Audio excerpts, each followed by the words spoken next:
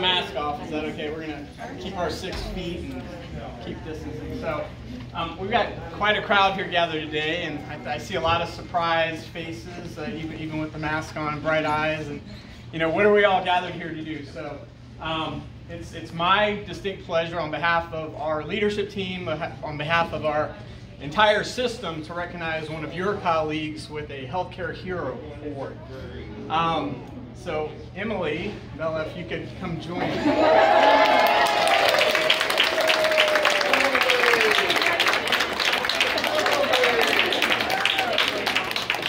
So I'm going to say a few things, and then we'll proceed from there. So, yeah, these are the best, right? Surprise. So, for those of you that don't, this is a system-level award. It's basically peer-to-peer nominations. So Amanda Z, one of our RNs in our ICU units, put you in for this award. 150 total nominations across the system, and we had 6 selected across all the SSM hospitals in St. Louis. So Emily is not only representing you all well, but obviously representing this hospital, this region, this entire system. So really awesome. I'm going to read the citation that actually got her recognized. I think it'll be a really telling story, and then we'll present you with a small token and then turn the floor over to you as well. No pressure. All right, so bear with me. Okay, so again, this is from Amanda's own words up on 4. Okay, even before the pandemic, Emily presented what every employer wants in an employee: knowledgeable, shows initiative, self-motivated, manages time well, mentors younger coworkers, strong sense of ethics, kindness. When the pandemic changed our processes, Emily moved smoothly through the hills and valleys that last year presented. Being a specialist in acute care, and more specifically in the ICU setting, Emily recognized that an evolving treatment for COVID, placing a patient on ECMO, hindered a patient's opportunity to be seen by physical and occupational therapy. When patients, and specifically COVID patients, came off ECMO treatment, they were severely deconditioned.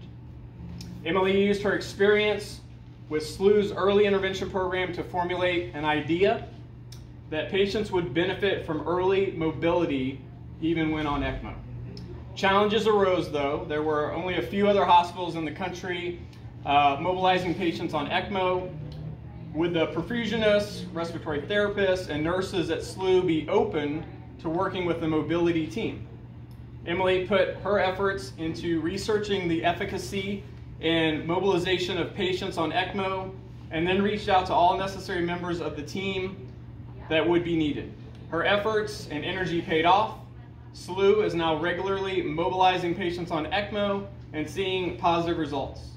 It's through efforts like Emily's that a light can be placed on this otherwise difficult year.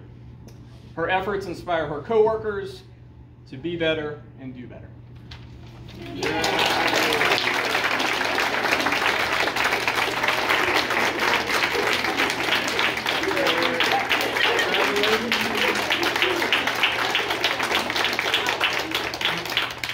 Without further ado, just a small token. There's a certificate in there, awards, a coin, some other goodies. I've been told many things. And a letter. And a letter.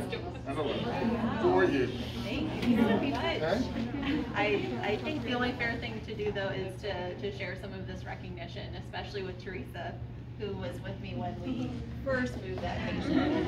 I know I might have made a lot of phone calls, but she went right there along with all of my crazy schemes. So not every OT, I think, would have just jumped in like she did.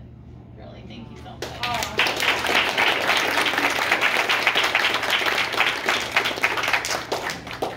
I thought we were just taking pictures. We are. We do need to do that. Yep. We are. Congratulations. Congratulations.